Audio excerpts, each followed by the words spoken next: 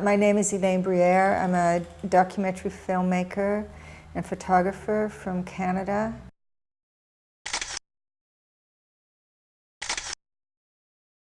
I was a young person traveling around in the early 70s, full of idealism and looking for primitive culture and trying to, look for ideal things like you do when you're young. And my girlfriend and I hitchhiked across Australia, and we heard about this little out-of-the-way place. Nobody went there. There was no hotel. It was called East Timor. At the time, it was called Portuguese East Timor. And so I went there, and it was just great. And we stayed there about a month, and we actually had to walk out across the mountains because there was no airplane to get out again for another month. And about a year later, I heard it was invaded by Indonesia, and it was just completely shocking to me. East Timor is a long island. It's kind of the shape of a crocodile, and they believe that the island actually was the body of a crocodile and was at one time. And the mountains are the spine of the crocodile. So when you fly over the mountains of East Timor, you just start to see these little villages dotting the landscape, and it's just like something out of a Hansel and Gretel fairy tale.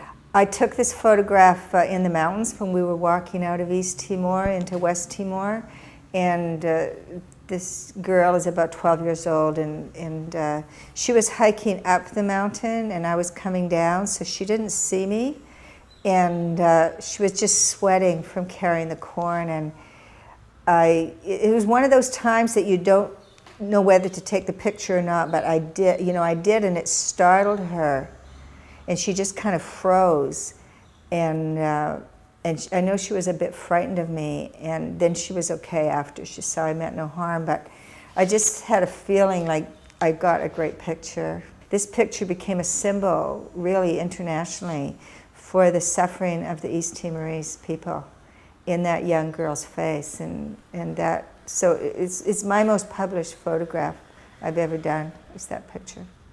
The pinnacle of East Timorese culture was the house. The house was like painted with all kinds of symbols, whether you were in the different clans would put symbols on their houses.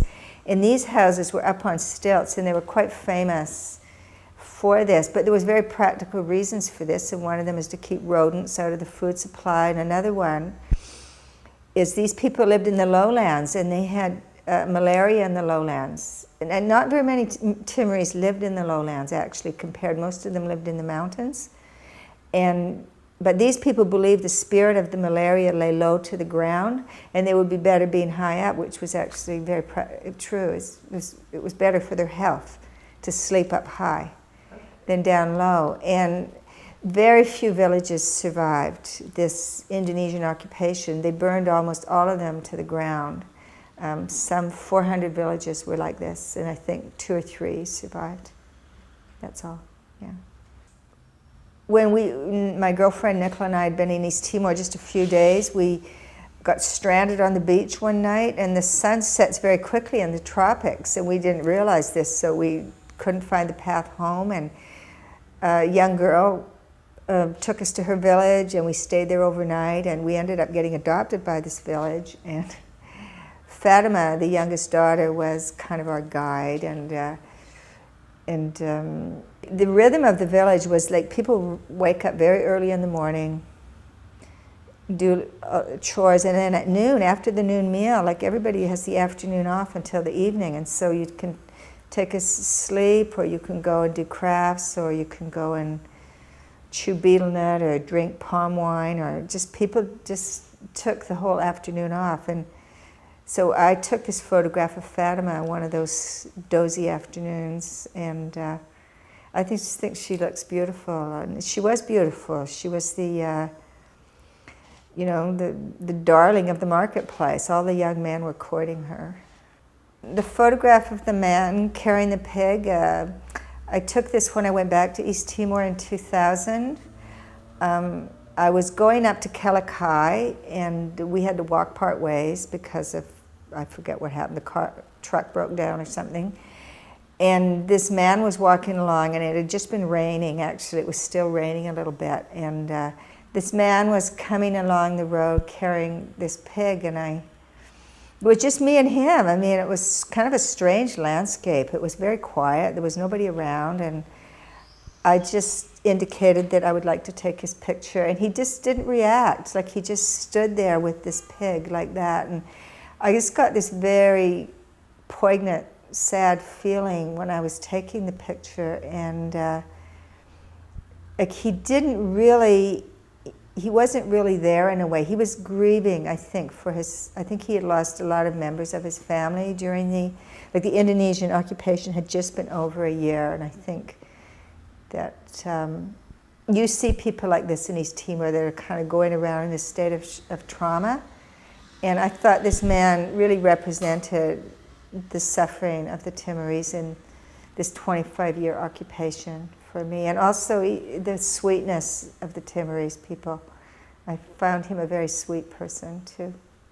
Yeah. The picture of the elderly hill tribe woman I took as leaving East Timor in the mountains again, and there was these markets in the mountains, the Sunday market, and so this old woman, she was like the queen in the middle of a group that was selling all their corn and all their bananas and all their things, and I really wanted to take her picture. I felt a little bit shy about it.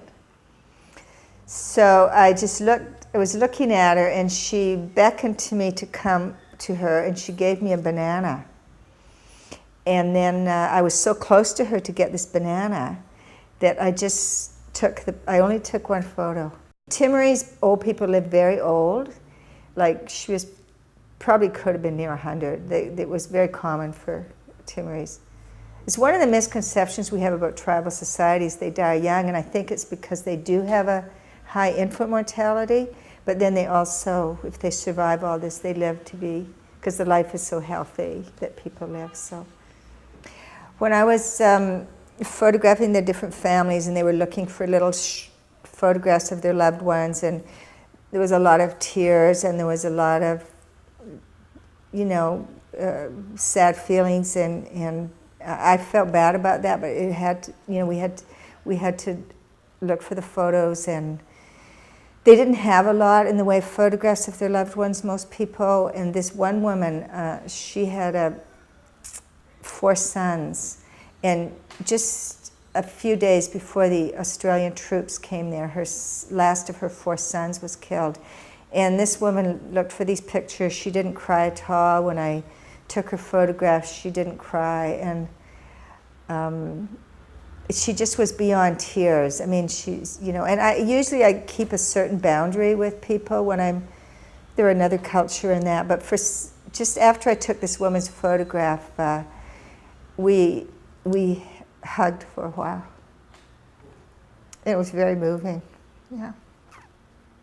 Maliana is a little town located right near the Indonesian border, and about less than a week before the Australian peacekeepers got there, the Indonesian occupation troops, the army, they just required all the Timorese men that had served, they had to serve in the civil service that was Indonesian, they had to serve in the police force. They got them all down at the police station, and they lined them up on this white wall, and they shot them. And they shot about 200 men that day. And this one photograph I took in a small neighborhood right near the police station. And this family had lost 4 young men. It's the men who are targeted mainly. Almost all men were killed. And the Timorese are animist, even though they sort of had to convert to Catholicism in a way for convenience of the occupation. Underneath, they really have their own tribal beliefs, and one of them is to bury their loved ones near the house so that they can bring them food and talk to them and take care of them. So these graves were right next to the home of the family. So I asked them if they would stand with the crosses, and they did. And also, one theme that went through my whole period of photographing these people is they were doing it so that I could tell the world what happened in East Timor. and they wanted the world to know what happened to them. And I said I would get these photographs out, which is one of my main reasons for doing the book, is actually to get some of these photographs out, because it's just what I said I would do. Yeah.